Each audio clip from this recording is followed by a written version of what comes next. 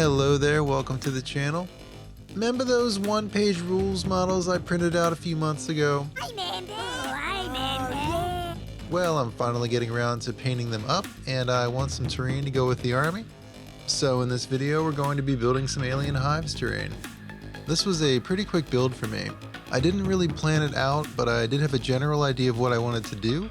My idea was to model these alien structures after termite mounds. I also used the alien structures in the short film Rakka by Oats Studios as reference. In that film, the aliens have this black liquid that I believe is some kind of telepathically controlled nanobot technology. It kind of goes back and forth between solid and liquid, and they pretty much use it to form anything they need, including buildings. They never really go into what exactly it is, but either way, I think it looks really cool, and I wanted to emulate that gravity-defying liquid look that you see in those structures. So I'm just tracing and cutting some rounded shapes here for the bases of my terrain. In my last video, I called this MDF, but after a trip to Lowe's, I realized that this is actually tempered hardboard.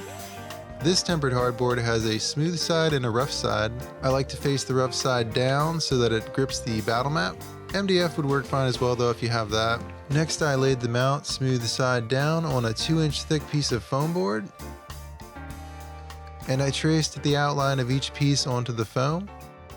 I decided to use my hot wire cutter to cut them out, but my hot wire cutter ended up being a little too small for some of the cuts, so I had to back it out.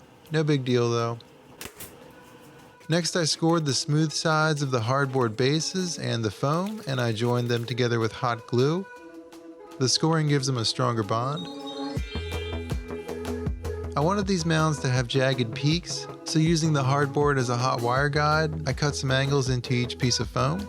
I cut the angles more steep in certain spots to create a more organic shape. Also, I'll say if you don't have a hot wire cutter, you could easily do this with a knife. So next I traced the outlines of each piece onto the foam board again, only this time I drew a few arrows so I knew which direction the cuts were going to be angled. That made it a little bit easier to cut out with a wire cutter.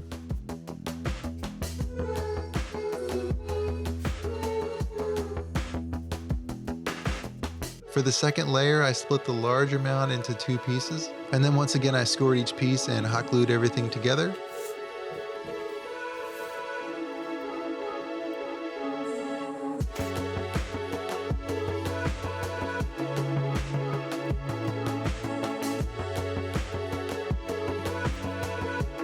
I was using the high setting on my hot glue gun for these, and that can take like up to a minute to cool. So I'd suggest using a paperweight or something to keep pressure on these if you're in a hurry. I used the hot wire cutter again to continue the slopes from the first layer of foam and blend the 2 layers together. And for the third layer, I pretty much used the exact same process. The nice thing about using hot glue for something like this is that the hot wire cutter can cut through it pretty easily, which cannot be said for construction adhesive. So this hot wire cutter came with some engraving tips, and I bent this one into a hook shape, and I used that to cut out some large holes. If I had to guess, I'd say these holes are roughly the size of a spore mine. I could definitely see some spore mines flying out of those holes. That's what she said. Once I had carved out some trypophobia-inducing holes into these mounds, I cut some deeper vertical gashes into them as well.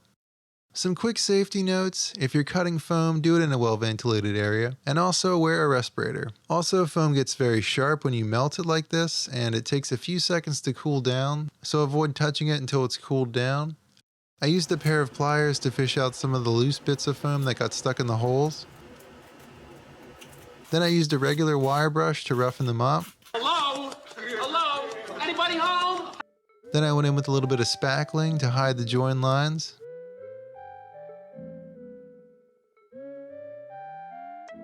To blend the bases in with the foam, I smeared some wood glue around the bottom edge of each mound, and I laid them out on some wax paper and layered grout onto the glue.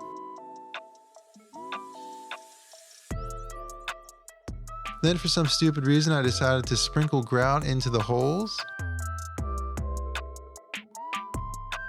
I should have sealed them immediately after, but I did not. Instead, I stabbed toothpicks into the mounds. You will see why soon enough. These toothpicks add some support to the thinner sections of foam, but what they're really there for is to provide an armature for the gravity-defying black goop globs that I'm going to apply. For that I used hot glue. I held the mounds upside down while the glue cooled, attempting to make it look like it was dripping upward, and I kept layering it on until it kind of looked like veins.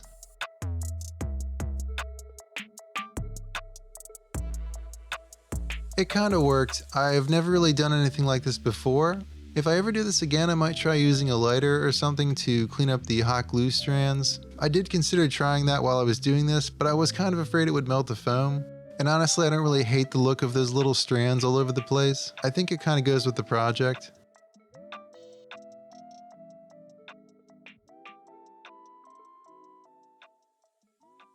Painting was pretty simple. I mixed up some black paint and some Mod Podge, and I covered everything in that. That gave the mounds a base coat, sealed the grout, and glued any of the loose bits of foam down at the same time.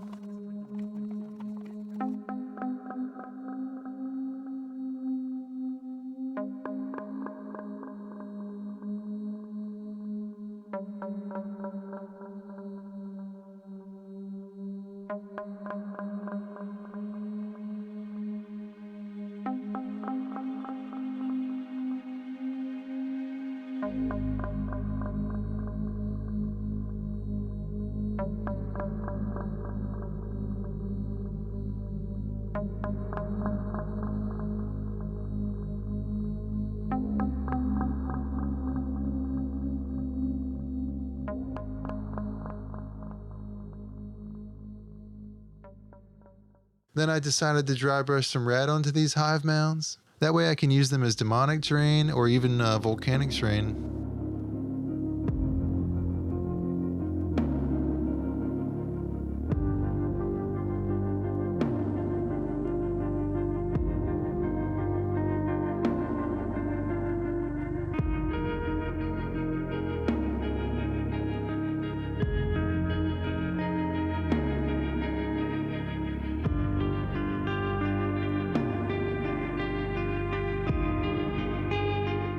This does look a bit familiar, doesn't it? After taking some cues from some Carnage artwork I found online, I decided to dry brush a bit of orange onto these mounds to give them a little bit more of a fleshy look.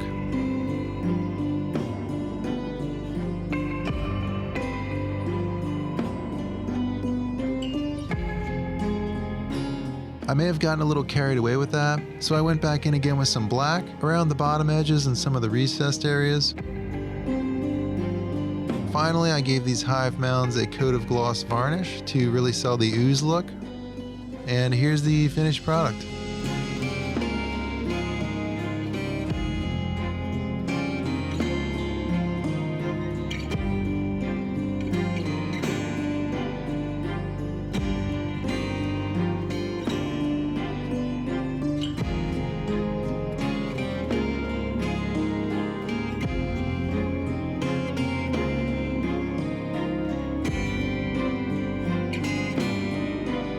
I'm pretty happy with how these came out. I think they look great and I'm excited to use them alongside my army.